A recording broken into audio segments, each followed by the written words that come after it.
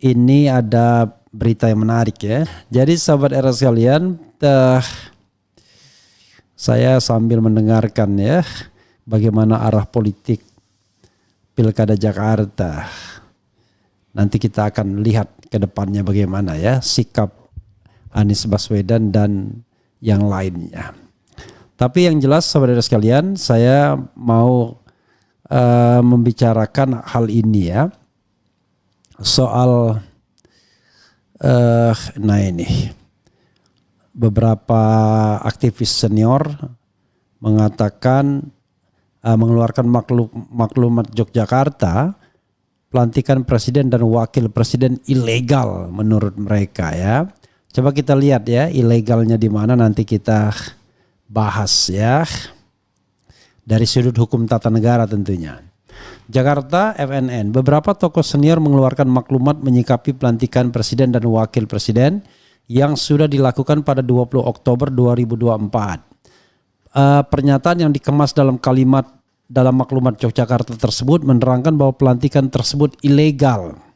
Dalam rilis yang diterima FNN disebutkan bahwa Indonesia adalah negara hukum sesuai pasal 1 ayat 3 UUD 45 sebelum diamandemen. Bahwa negara Indonesia adalah negara hukum. Seluruh aspek dalam pelaksanaan dan penyelenggaraan negara di Indonesia diatur dalam berdasarkan hukum. Konsekuensinya, seluruh hukum yang berlaku di Indonesia adalah merupakan suatu sistem. Kedaulatan rakyat sesuai pasal 1 ayat 2 UUD 1945 sebelum diamandemen berbunyi, kedaulatan adalah di tangan rakyat dan dilakukan sepenuhnya oleh Majelis Permusyawaratan Rakyat MPR. Pasal ini menempatkan MPR sebagai lembaga tertinggi negara dan penjelmaan dari kedaulatan rakyat Indonesia. MPR memiliki beberapa tugas dan wewenang, diantaranya memilih dan mengangkat presiden dan wakil presiden, memberhentikan presiden sebelum habis masa jabatannya, menetapkan garis-garis haluan negara GBHN, mengubah dan menetapkan undang-undang dasar. Pasal 1 ayat 2 UUD 45 sebelum diamandemen dengan alasan untuk menyesuaikan dengan perkembangan kehidupan masyarakat yang dinamis. Pelaksanaan kedaulatan rakyat Indonesia dilaksanakan menurut Undang-Undang Dasar. MPR sebagai lembaga tinggi negara, tampak jelas kedaulatan rakyat sebagai terkandung dalam pasal 1 ayat 2 dalam Ketatanegaraan Indonesia tentang MPR setelah diamandemen telah dihapus. UUD 45 setelah diamandemen dalam pasal 3 ayat 2, MPR melantik presiden dan atau wakil presiden yang telah dijadikan norma. Aturan serta ketentuan hukum, MPR tidak bisa melakukan pelantikan presiden dan wakil presiden sesuai pasal tersebut. Pelantikan presiden dan wakil presiden tanggal 20 Oktober 2024, MPR hanya mengikuti berdasarkan Keputusan Komisi Pemilihan Umum nomor 360 tahun 2024 tentang penetapan hasil pemilihan umum presiden dan wakil presiden. Keputusan Komisi Pemilihan Umum nomor 504 tahun 2024 tentang penetapan pasangan calon presiden dan wakil presiden terpilih dalam pemilihan umum tahun 2024. MPR sama sekali tidak mengeluarkan ketetapan pengesahan dan melantik presiden dan wakil presiden sesuai Undang-Undang Dasar setelah diamandemen. Pasal 3 ayat 2, fungsi pimpinan MPR hanya mengantarkan prosesi pelantikan presiden dan wakil presiden masa pengabdian 2024-2029. Atas kejadian tersebut, maka sesuai testimoni maklumat Yogyakarta tanggal 13 Oktober 2024, meminta negara segera kembali ke Undang-Undang Dasar 1945 yang asli. Yogyakarta 25 Oktober 2024, kami yang menandatangani Jenderal TNI Purnawirawan Tiasno Sudarto, Profesor Dr. Rohmat Wahab MPD MA, Profesor Dr. Sofyan Effendi BA Hons MA MPIA PhD, Profesor Dr. Kailan MS PDF. Luar biasa ya. Ya, saudara sekalian, itu pendapat ya. Kita harus hargai pendapat tersebut. Memang ya, pertama yang harus kita pahami adalah Undang-Undang Dasar yang berlaku saat ini adalah Undang-Undang Dasar setelah perubahan. Mulai dari perubahan pertama 1999, perubahan kedua 2000, perubahan ketiga 2001, dan perubahan keempat 2002. Nah, di dalam undang-undang itu ya, baik yang lama maupun yang baru, ada terkandung kewenangan MPR, yaitu untuk melakukan pelantikan terhadap presiden dan wakil presiden. Tapi rupanya perbedaannya sebelum amandemen, pelantikan itu ditandai dengan mengeluarkan ketetapan MPR ya tentang penetapan atau pelantikan. Sementara setelah amandemen tidak ada lagi yang namanya ketetapan MPR. Kemarin mau dicoba keluarkan ketetapan MPR, tetapi akhirnya tidak jadi dilakukan karena dikhawatirkan ketetapan MPR tersebut menjadi dasar hukum untuk menetapkan presiden dan wakil presiden, padahal penetapan presiden dan wakil presiden didasarkan pada hasil pemilihan umum. Jadi didasarkan pada hasil dari pemilihan umum yang dilakukan oleh KPU. Jadi yang namanya MPR hanya meneruskan saja apa yang dilakukan oleh KPU. Nah, memang akhirnya agak conflicting. Kewenangan pelantikan tetap ada, tapi faktanya MPR hanyalah sekedar menjalankan forum untuk diambil sumpahnya. Sebenarnya begitu. Diambil sumpahnya presiden dan wakil presiden terpilih oleh pimpinan atau ketua Mahkamah Agung berdasarkan keputusan KPU.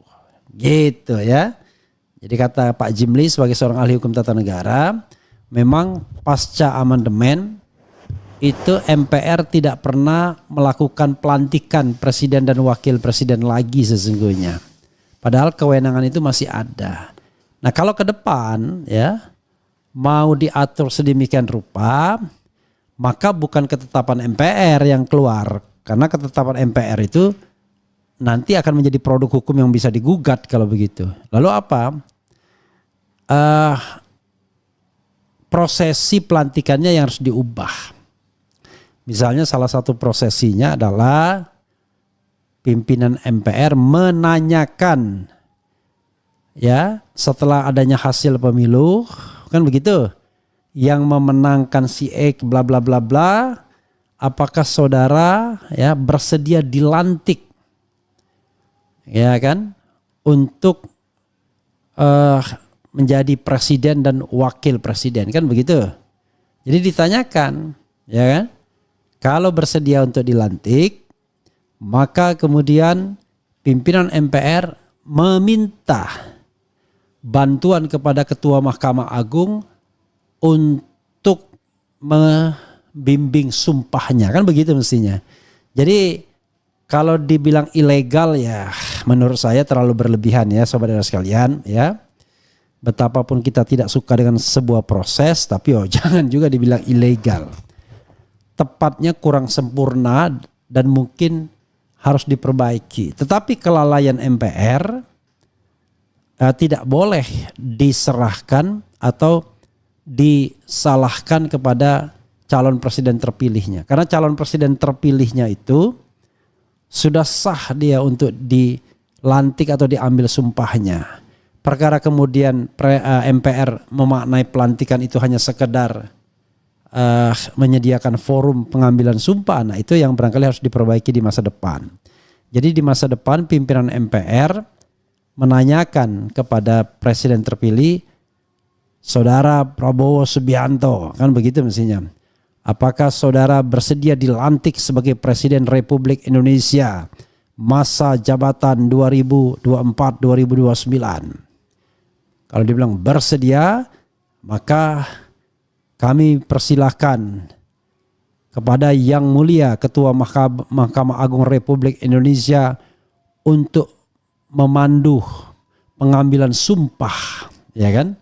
Jabatan Presiden Republik Indonesia periode 2024-2029. Harusnya begitu.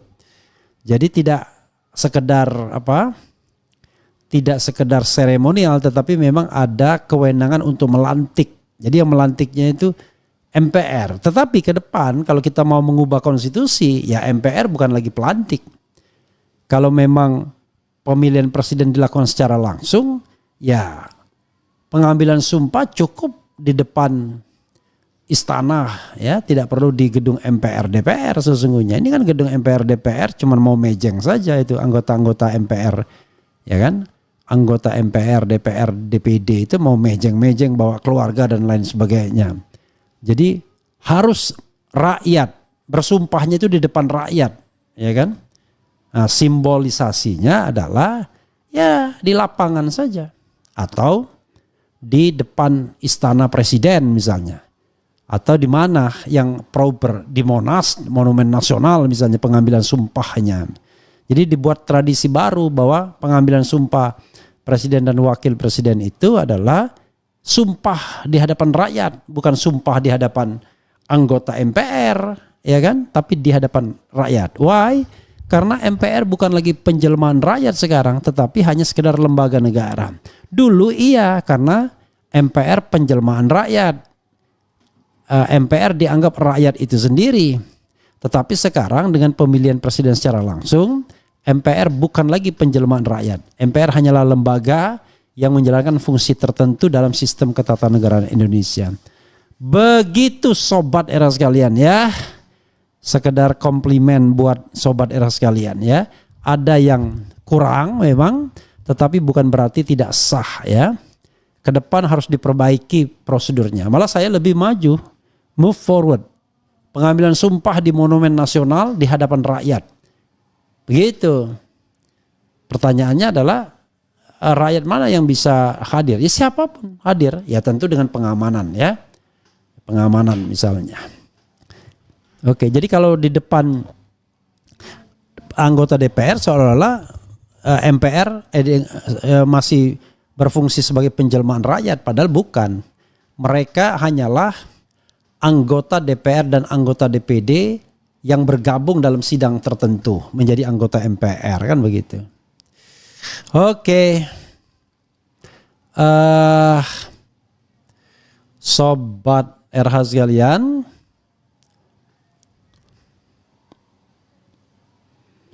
kemudian apa lagi ya?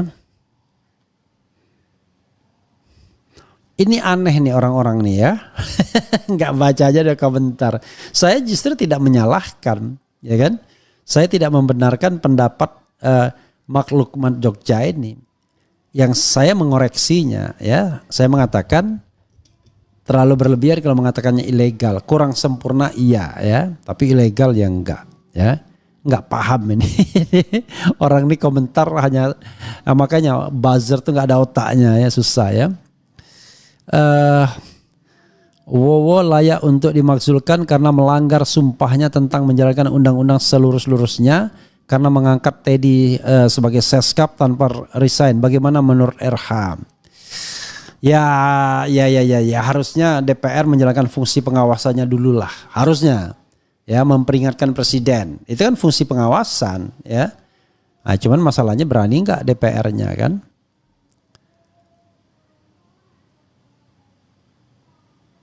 Kemudian